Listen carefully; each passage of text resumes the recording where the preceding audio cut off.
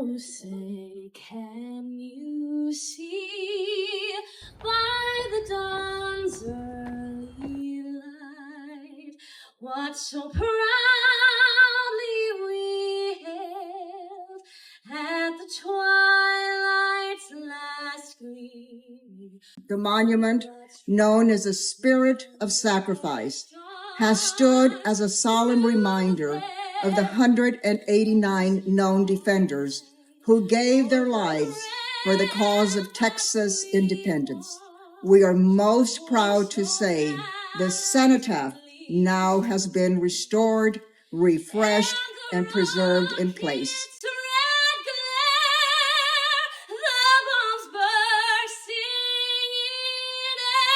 They laid the ultimate sacrifice at the shrine of Texas liberty, and their sacrifice will be remembered because as this beautiful cenotaph glistens with their spirit lives in us and among us. Today, as we stand here, looking at the monument that has been restored, glowing in the light, we are reminded of that spirit of sacrifice.